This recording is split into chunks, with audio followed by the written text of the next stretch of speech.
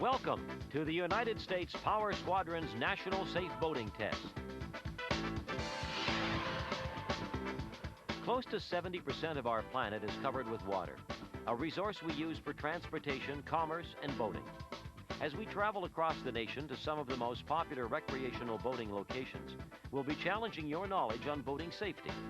So join in and have some fun while you learn about boating safety with the USPS National Safe Boating Test.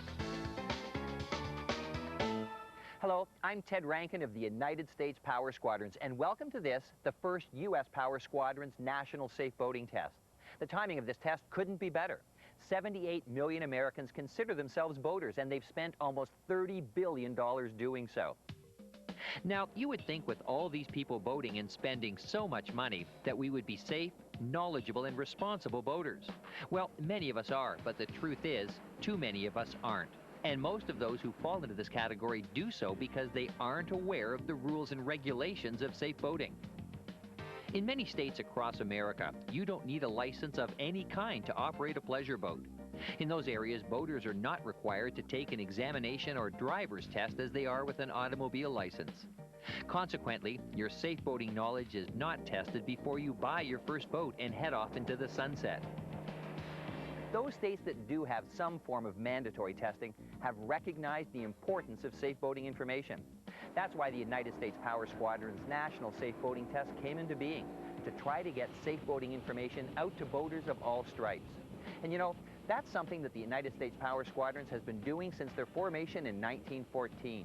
With over 70,000 members in 450 squadrons, teaching a total of 14 different advanced and basic boating education courses, we're the largest boating organization in America.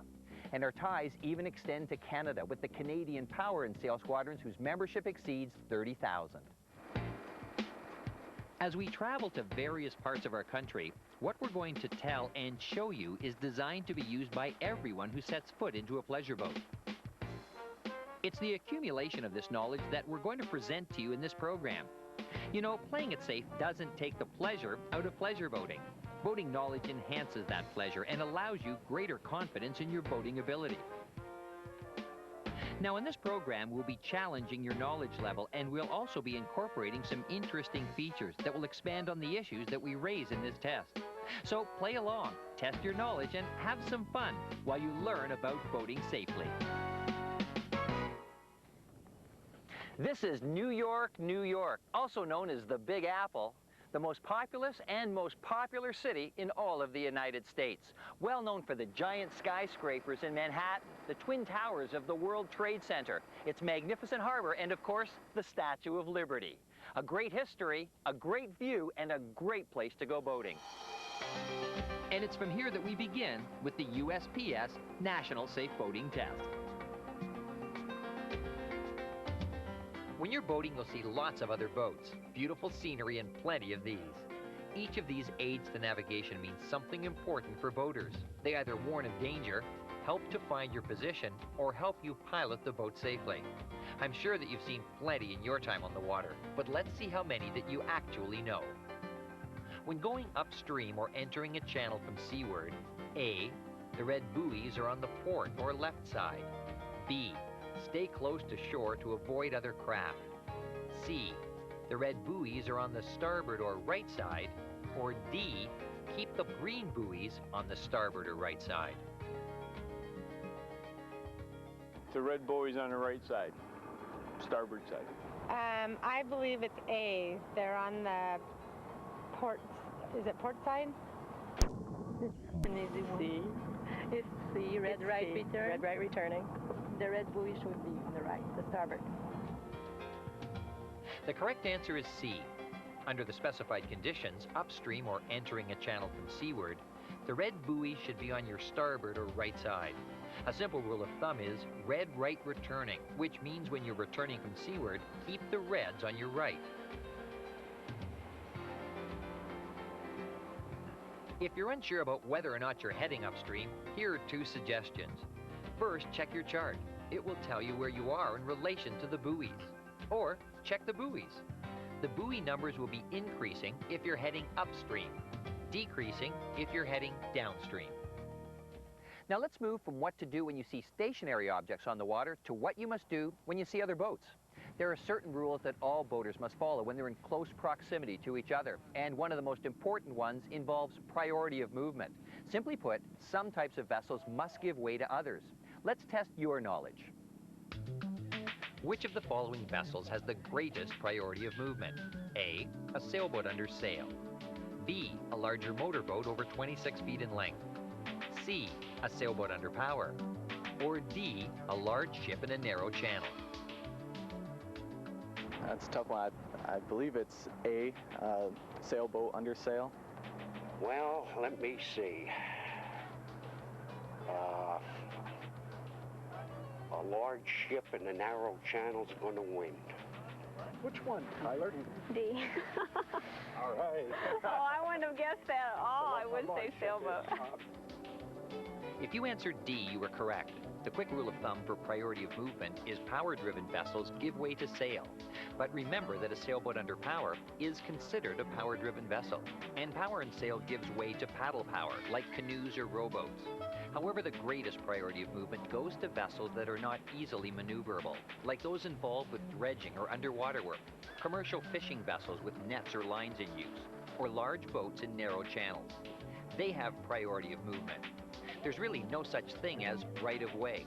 It's priority of movement, and be prepared to give way by staying as far away as possible. Here's another question. Before leaving on a voyage, you should complete a float plan and A, mail a copy to the Coast Guard. B, give a copy to the state police. C, leave a copy with a close friend, relative, or marina. Or D, take it with you. C. Close friend or relative. C. I think A. The correct answer is C. Just as you would leave written instructions for a babysitter on where you will be and what to do in an emergency, you should leave a written copy of a float plan with a responsible person, like a close friend, relative, or marina. And you should instruct them to notify the Coast Guard or other appropriate agency if you don't return within a reasonable time after your scheduled arrival. And if you're going to be overdue for any reason, contact the person you left your float plan with to update it. This will prevent an unnecessary search. And even if you're heading out for just a few hours, let someone know where you're going and when you expect to return. Now here's our next question. Before you buy a life jacket, you should make sure that A, its color matches your boat. B, it's Coast Guard approved. C, its color contrasts with the color of your boat. Or D, you don't have to make sure of anything. All life jackets are the same. B, Coast Guard approving. I think C. The color should contrast your boat. Oh, I suppose you want to make sure it's Coast Guard approved. The correct answer is B. You should ensure that your life jacket is Coast Guard approved. You should also ensure that it's properly sized and that it's designed to meet the requirements for the type of boating that you do. That approval means the jacket has met minimum testing standards in calm water. It's not necessarily a guarantee of its performance as a life-saving device, but you can be assured that it will work the way it was intended. Now, we did also make some reference to color in this question. There are a huge variety of life jackets available on the market in all styles, materials, and colors. It's nice to have your jacket match your vessel, but it's also nice if in the event that you find yourself in the water, that others can find you too. And that's made easier if your life jacket color is a visible one, like bright orange or yellow. To prove the point, we had 2 search and rescue specialists enter the water and we conducted a search from the air. One was wearing a dark-colored life jacket and the other a bright yellow. At an average search altitude of 500 feet, it was obvious that the yellow life jacket was easy to spot, and the dark jacket, if spotted at all, could have easily been mistaken for a floating log.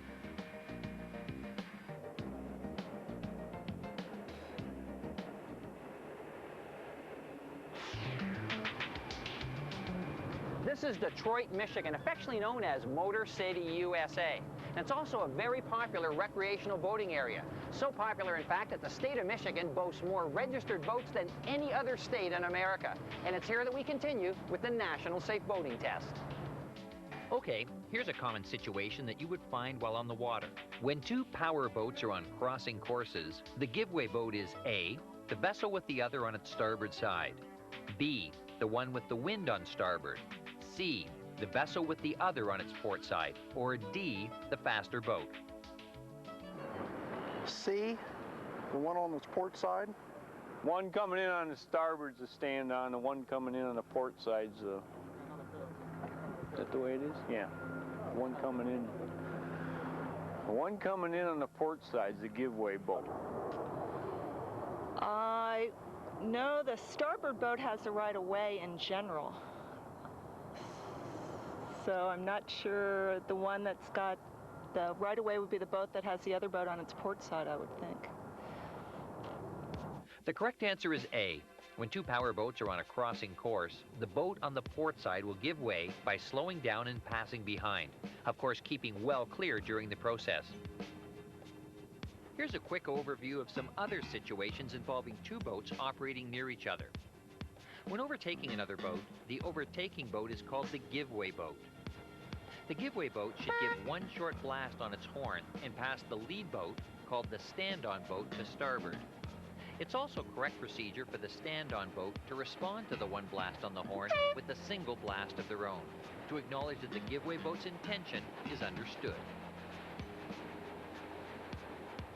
When two power boats meet head-on, the correct procedure is for both to give a short blast on their horn and each alter course to starboard and pass port side to port side.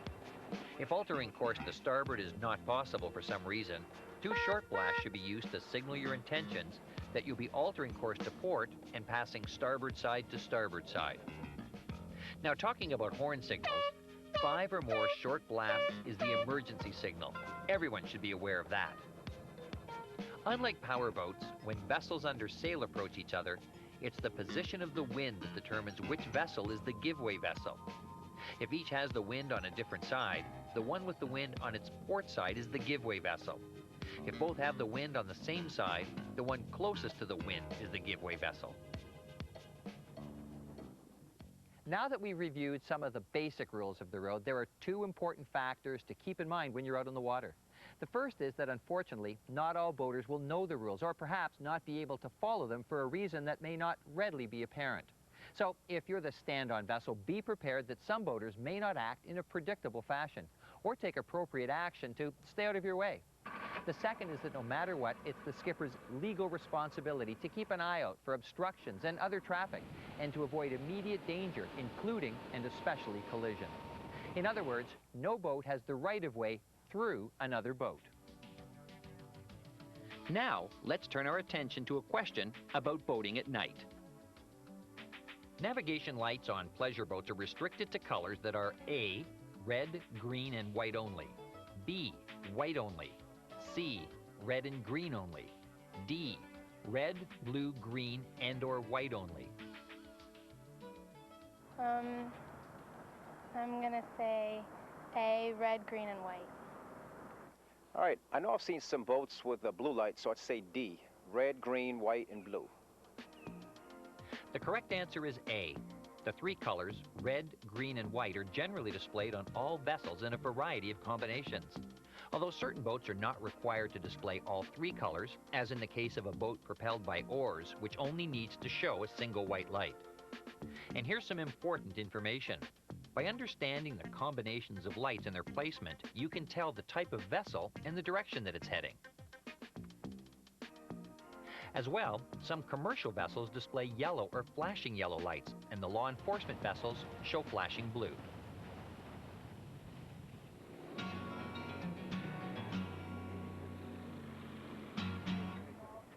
This is Lake of the Ozarks, Missouri, one of the most popular vacation and resort areas in America.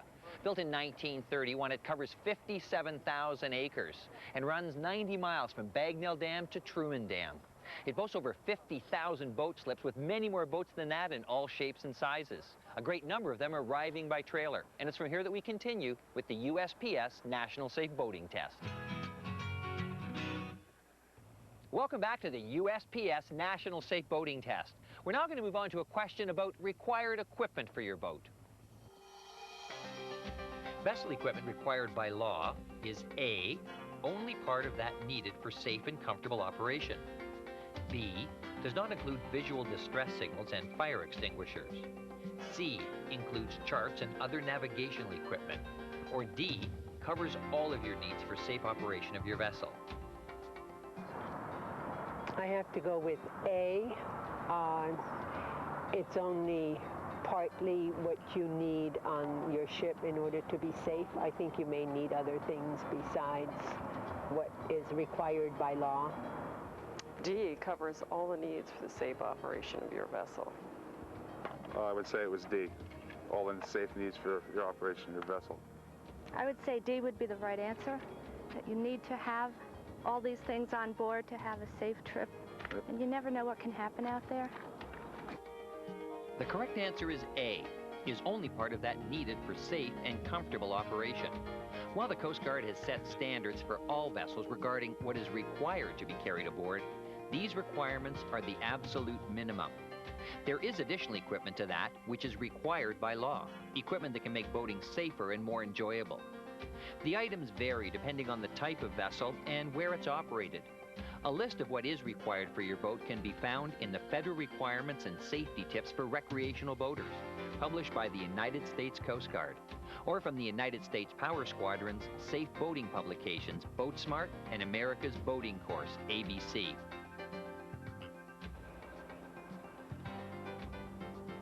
Or you can participate in a vessel safety check, conducted by the members of the Coast Guard Auxiliary or the United States Power Squadrons upon request. The reason that we offer vessel safety checks, it's a service to the boating public to help them determine that their boat is safely equipped, safe to operate. Many times boat owners are not familiar with what the legal requirements are, such as proper flares, proper fire extinguishers, proper lighting, proper boat numbers. When a person passes a vessel inspection, they receive a sticker which is applied to the port windshield on the boat. The vessel safety check decal is your assurance that your boat is properly equipped and meets the minimum federal equipment requirements. We are not police. We are assisting the boater, so we don't issue violations. We don't fine them, but we do make a suggestion that to correct these will make the boat safer and will make their boating safer. Part of the required safety equipment for most vessels are visual distress signals, which brings us to our next question. Visual distress signals, A, are useful only at night. B, are not dangerous to handle. C, help you attract attention and get help when needed. Or D, last indefinitely if you don't use them.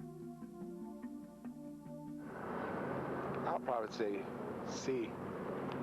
A, works only at night. Well, they'll help you get help when you need it. The correct answer is C. There is no doubt that visual distress signals help you to attract attention when you need it. One effective attention getter is a pyrotechnic visual signal, or more simply, a flare. Some visual distress signals are non-pyrotechnic ones, such as a distress flag. Or with a flashlight, you can project the SOS International Distress Signal. 3 short signals, 3 long signals, and 3 more short. Or even simply using your body by slowly and repeatedly raising your outstretched arms to each side. Flares must be handled carefully, and even if you don't use them, they won't last forever. There's an expiration date on each flare beyond which they cannot be depended on to operate satisfactorily, nor will they meet the legal requirements.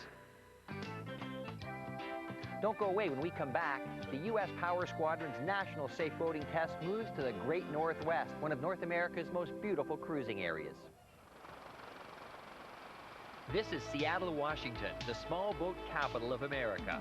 Puget Sound, Mount Rainier, floating homes, the Space Needle, and salmon. It's from here in Seattle that we continue with the United States Power Squadron's National Safe Boating Test. Here's another question. A red flag with a white diagonal stripe indicates A, the first leg of a sailing race course. B, scuba divers down, stay well clear. C, uncharted shallow water below. Or D, a fish hatchery in the area, proceed slowly. I'll go with B, scuba divers down, stay well clear. I don't know for sure. It might be the one where where you've got the divers. That's not it. I don't know that one. The correct answer is B. When you see this flag, it means that there are divers down, and that means you should stay well away. Many states require 100 feet or more, but divers often stray from their boat. Give wide passage. There's also a blue and white swallow-tailed international flag. If you see one, you should respond in a similar fashion, keeping well away. The vessel is restricted in its ability to maneuver and may have divers in the water. Someone once said that the problem with common sense is that it's just not all that common. And when it comes to boating, sometimes common sense is a learned skill. You should be aware of your responsibilities when it comes to the operation of your vessel. So let's see how you do on some of these questions.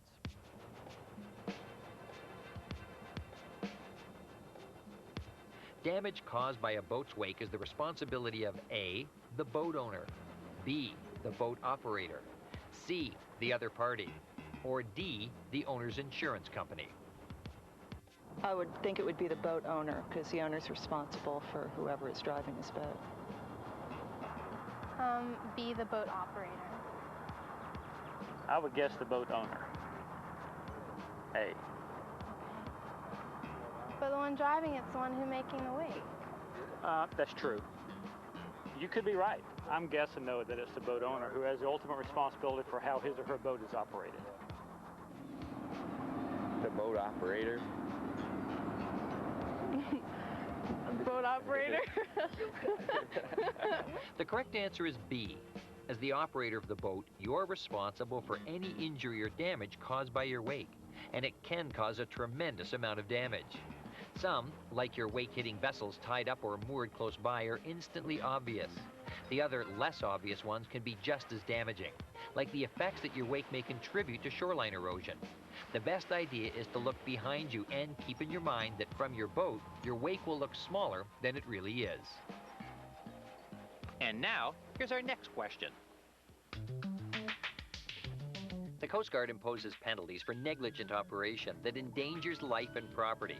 An example of negligent operation is operating a boat, A, not equipped with a compass or VHF radio, B, in restricted visibility, C, while sitting on the bow, gunnel or seat back, or D, without paddles or oars or some form of manual propulsion.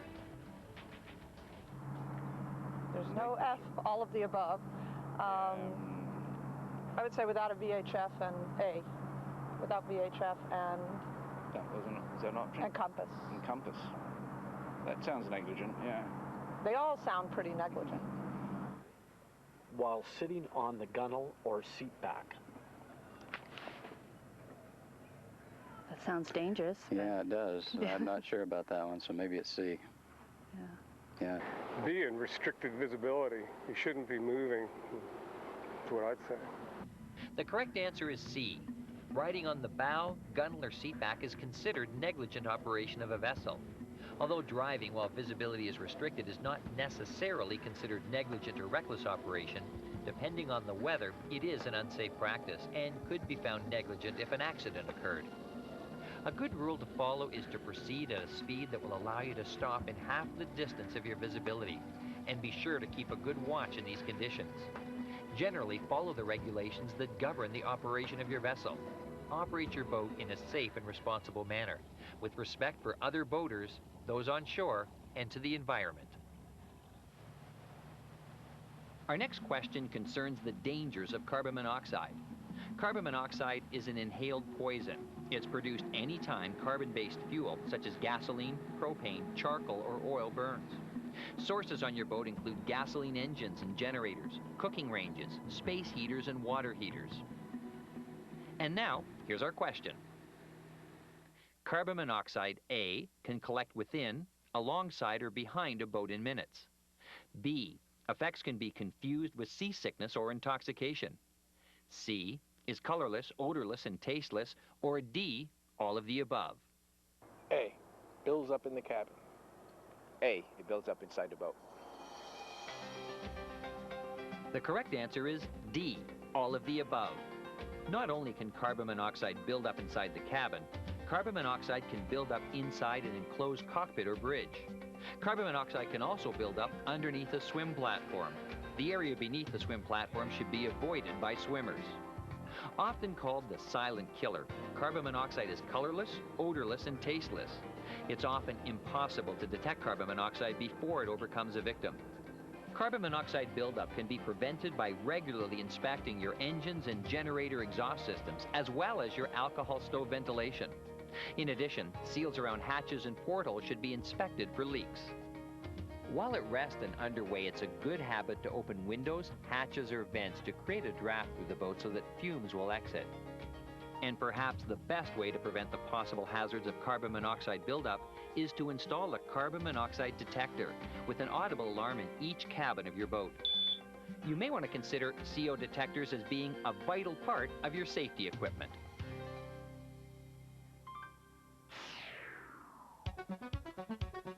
This is Arizona, the Grand Canyon state, and one of the fastest growing states in all of the nation.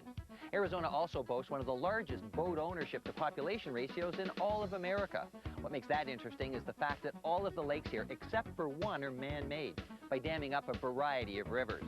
And it's here from Lake Pleasant in the great Southwest that we continue with the USPS National Safe Boating Test and some questions about personal watercraft. Personal watercraft have changed the face of recreational boating over the past 10 years. Until quite recently, 1 in 4 boats sold was a personal watercraft, and their huge popularity was both good and bad. During the mid-90s, a tough time for the boating industry, personal watercraft were the single largest contributor to putting new boaters on the water. Unfortunately, many of these new boaters were unsure of the rules and regulations affecting the operation of a personal watercraft, and the result was predictable. Personal watercraft received a bad rap from the traditional boating community, and what many PWC operators didn't understand was that a personal watercraft is a boat, and like any other similar vessel, it must adhere to many of the same rules and regulations as the larger boats. Here's a few questions to test your knowledge of PWC operation, and even if you're not a PWC rider, why don't you play along anyway?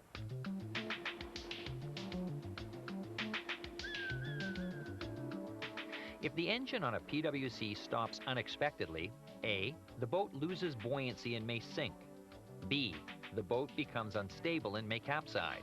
C, the engine cannot be restarted easily at sea.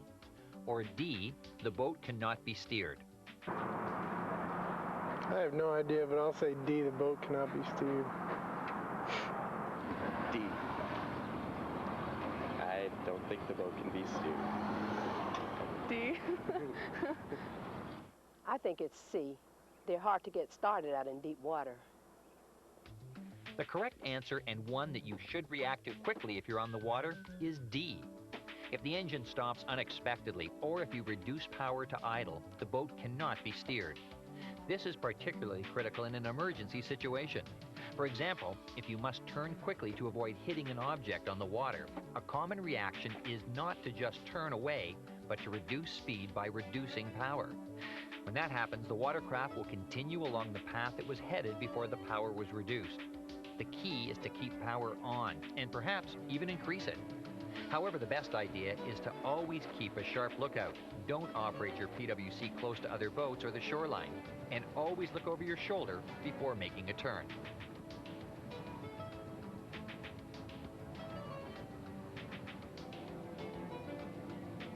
Here's another question. When operating a PWC near shore, launch areas, swimming areas, docks, or anchored boats, you should A, take extreme care when jumping wakes in these restricted areas. B, run at the minimum speed necessary to maintain steerage. C, don't throw a wake more than 3 feet high. Or D, operate with the wind at your transom for better control. I'd say B, go at a minimum speed, maintain steerage. I'm not sure about the 3 feet part, but I know you shouldn't create a wake, so I'll say C. The answer we're looking for is B. Run at the minimum speed necessary to maintain steerage. Of course, you should also keep a good lookout and keep your distance from other boats and people.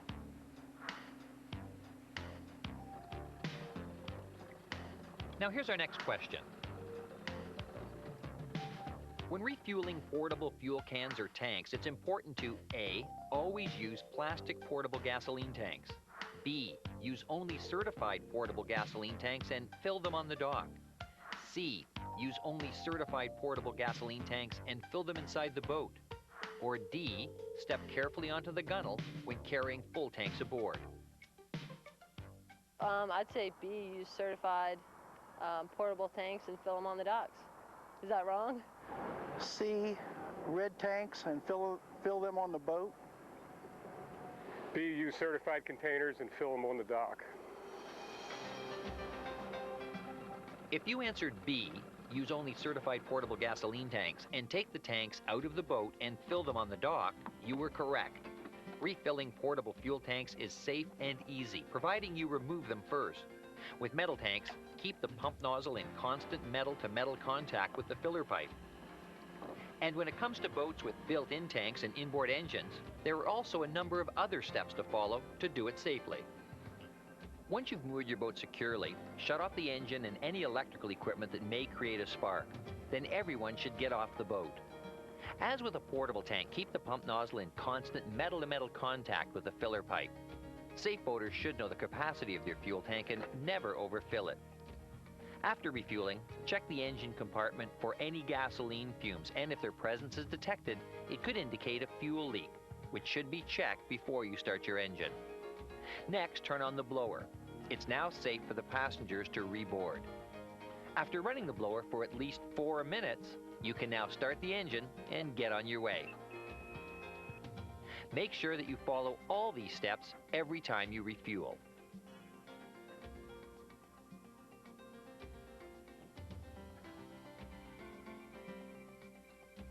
When boarding a small boat from a dock or low pier, it's best to A, step onto the bow of the boat.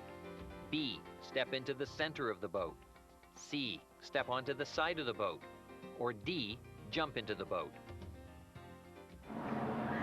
It is better to go onto the bow of the boat. A. B. Step into the center. The answer is B. Try to get into the middle of the boat. If you answered B, you were correct. And when loading the boat, load from the pier and never try to carry heavy or bulky items aboard in your arms. Part of safely operating a smaller boat also includes proper distribution of passengers and gear. Trim the boat so that it rides evenly in the water.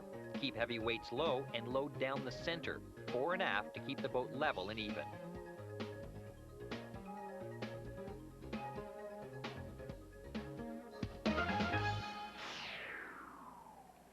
Hey y'all, this is Charleston, South Carolina, the second largest city in the smallest southern state.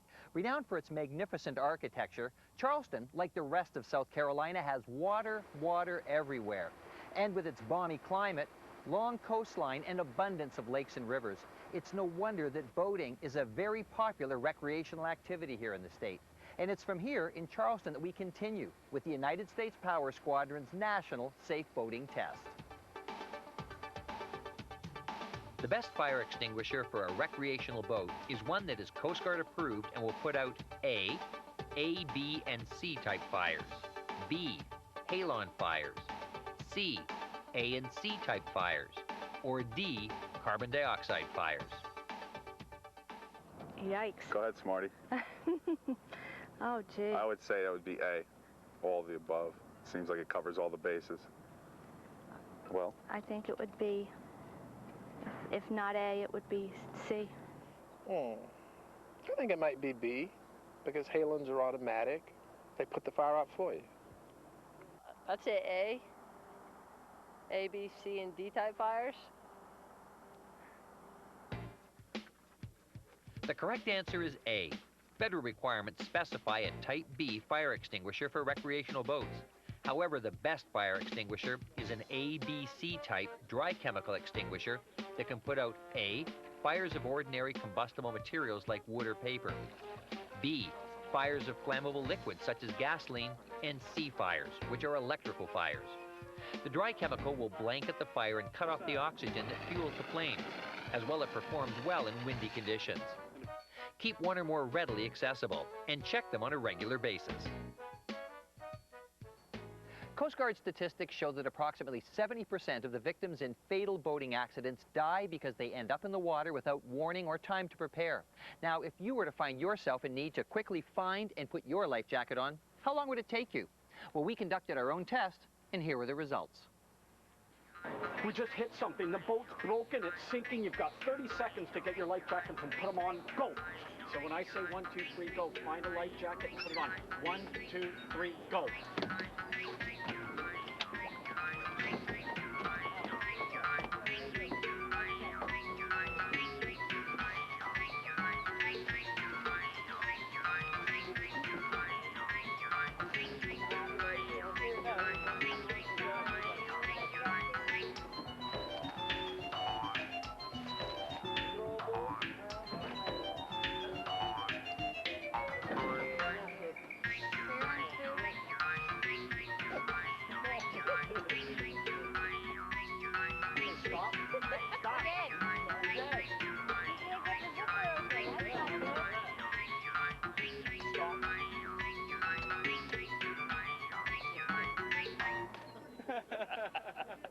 What did you learn? That was 30 seconds.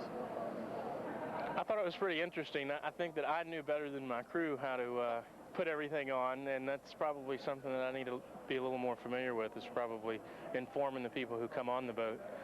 What I learned? That we couldn't get them on fast enough. But 30 seconds is pretty fast for the whole thing to go down. I just have never used this particular brand, and I didn't know how to get the strap around me. But I did have it around my neck, and I could have jumped in the water with it. Yeah, I've definitely learned, and I guess make sure you have the right size life preserver ready for everybody. We learned that we need to be better prepared. Sure, have them readily available right at hand. So now that we've just seen how long it takes the average boater to find and don the correct life jacket, let's take a look at what chances you've got if you end up in the water without your life jacket on. For this part of the test, we enlisted the help of a few very fit cadets at the Citadel, the military college of South Carolina. We asked them to jump into a pool. The clock was started, and the cadets were instructed to find a life jacket that fit and put it on. The results were predictable. Not only does it take time to find a jacket that fits, but for some, it's almost impossible to don that jacket in the water. And keep in mind that these were ideal conditions. Imagine what this scene may have looked like if the conditions were less than ideal. Cold, rough water, or even darkness. This would have been rougher waters. Definitely would have been difficult first to see, and second of all to be able to undo the buckles, put it on, and then buckle it up in time. It would be almost impossible, especially when it's dark. You really couldn't see what you're doing, and it was really difficult trying to maneuver your body into the life jacket, in the water. It was tough. I stuck my arm through one side. I had to unbuckle it first, get my arm through, and then the other side with these things on the side, I had my arm caught. When you go boating, try to make sure the jacket's snug and it fits around you good. You know, it's not small like the other guys, but it fits your body style. Now here's our next question. One approved Type 1, 2, 3, or 5 wearable life jacket for each person on board, plus one Type 4 throwable device is required for A, only for boats less than 16 feet in length, B, only for boats 16 feet or over in length, C, only for canoes and kayaks, or D, only for sailboats? I believe the correct answer would be B, for boats larger than 16 feet. I believe it is A, for boats under 16 feet. The correct answer is B. A Type 4 throwable device is only required on boats 16 feet in length or over. Of course, it also must be where you can grab it quickly and easily in an emergency. But a wearable life jacket is required for each person on board any recreational boat, and that includes canoes and kayaks. It must be in good condition, properly sized for the person it's intended for, and it must be U.S. Coast Guard approved. That's for you. Now here's our next question. The wearable life jacket that provides the most support and protection is A, Type 5 special use device, B, Type 4 throwable device, C, Type 1 offshore life jacket, or D, Type 3 flotation aid. Want to try that one? No. Let's say A, C, I guess, type 1, offshore. I'd say it would be C, an offshore flotation.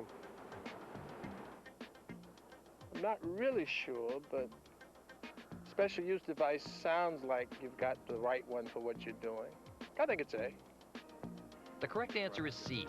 A Type 1 offshore life jacket has been developed for all waters, especially offshore remote waters where rescue may be delayed. And an important feature about the Type 1 is that it's designed to turn you face up, which can be pretty important if you're unconscious. A rule of thumb in identifying how well a life jacket is designed to provide support and protection is, the lower the number, the better they perform. But no matter what your choice of life jacket, make sure that it's Coast Guard approved. Check inside for the approval label. It's your assurance that the life jacket is both good quality and legal.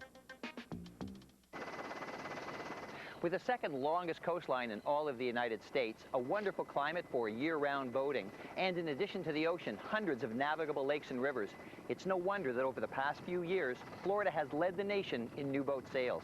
And it's from here, at one of Florida's favorite boating destinations, Sarasota, that we continue with the United States Power Squadron's National Safe Boating Test.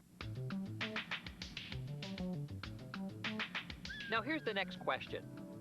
With what blood or breath alcohol level is it illegal to operate a vessel? A, 0.08, B, 0.10, C, 0.50, D, 1.0. My understanding is that the answer would be B, 0.10.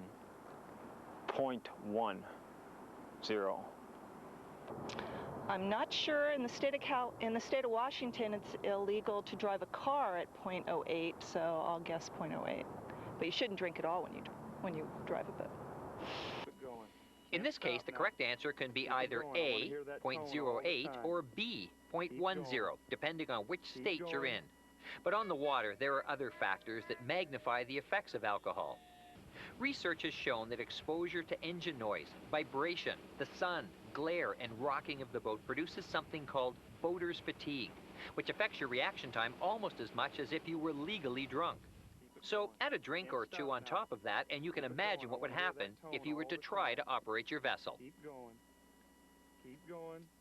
About 27% of all boating fatalities involves alcohol. And when it comes to alcohol, similar rules apply to boating as they do with driving a car, with many states carrying similar penalties.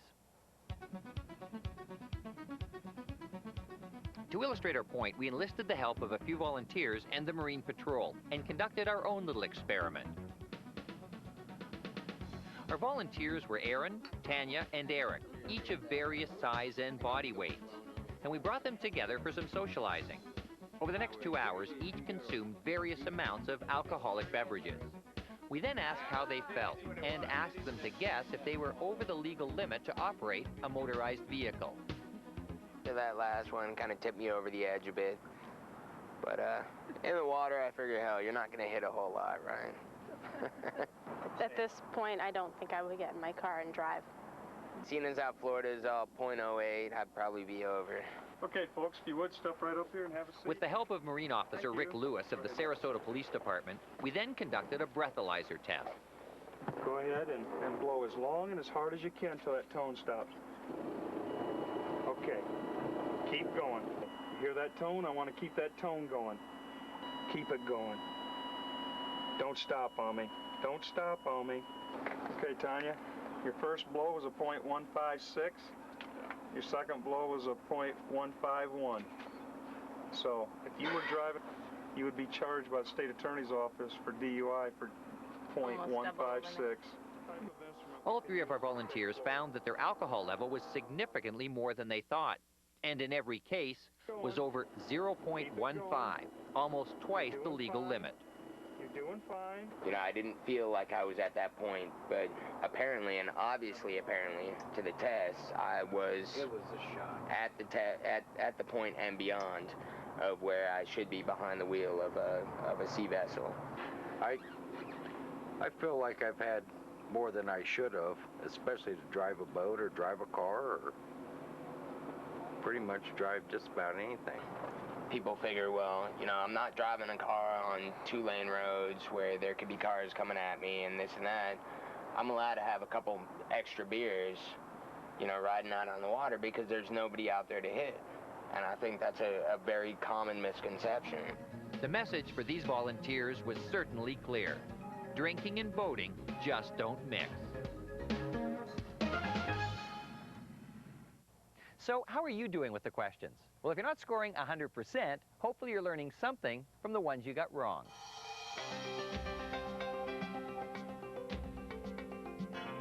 Boaters not familiar with the area should both consult charts and get some local knowledge of the area in order to arrive safely at their chosen destination. If you want to learn more about boating, check out the United States Power Squadrons. In total, we provide 11 advanced courses, plus 3 basic boating courses, including a new online electronic boating course produced in cooperation with the United States Coast Guard Auxiliary, entitled America's Boating Course, or ABC. You can contact them at 1-866-BOAT-ABC. If you're interested in brushing up on your basic boating skills or learning some advanced boating skills, the USPS is the group that can help make your time on the water safer and more enjoyable. Our members are involved in every type of boating, and you don't have to own a boat to be a member. For more information on what the Power Squadrons can do for your boating enjoyment, call us at 1-888-4USPS. Or check us out on our website at www.usps.org.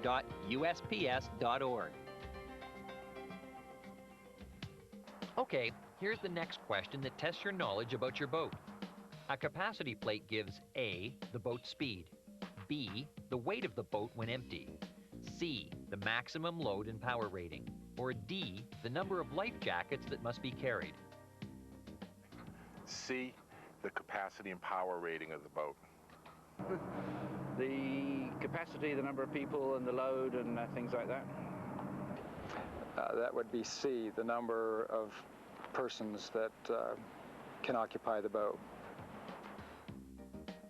The correct answer is C. A capacity plate provides important information about the maximum power that your boat is rated for, a guide to the maximum number of people that the boat was designed for, and most important, how much total weight that your boat can safely carry. Overloading is a major cause of boating accidents, but staying within the maximum allowable load and placing it properly in the boat could reduce many of those accidents.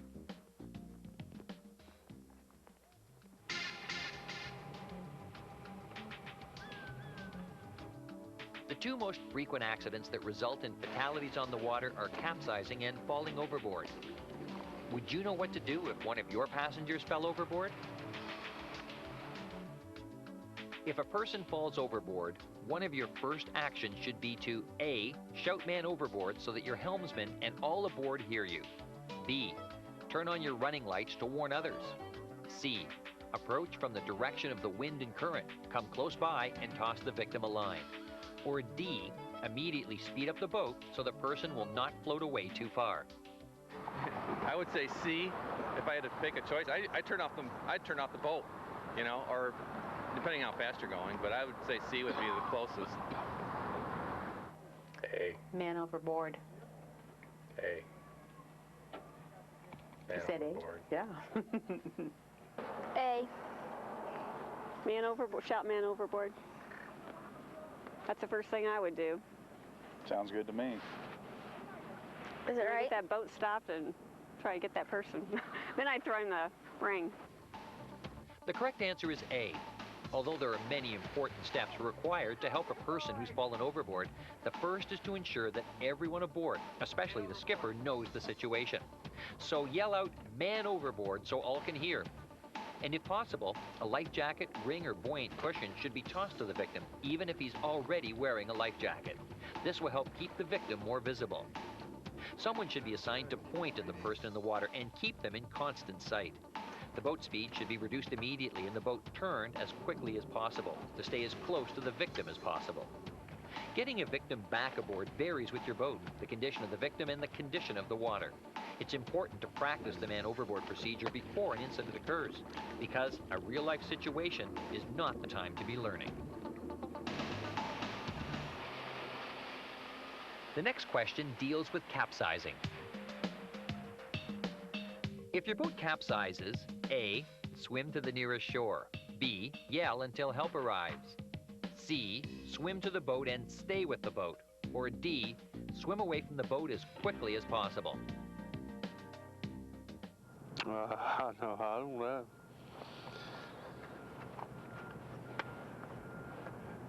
If I was right next to the shore, I'd swim to shore. I think you're supposed to stay with the boat and climb on top of it, is what they say, but I don't know. C, I guess. If you answered C, you're correct. A boat is much easier to see in the water, and your chances of rescue are far better if you stay with your boat.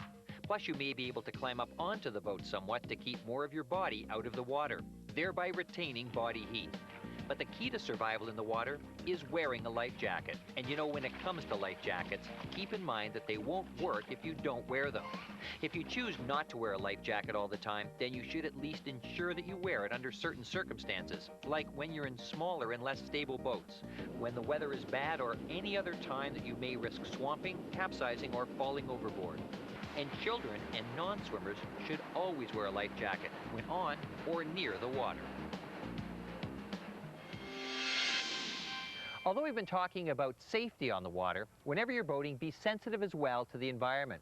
Whether it's a manatee in South Florida or protecting a fragile shoreline from erosion, our aquatic resources and marine life are not inexhaustible.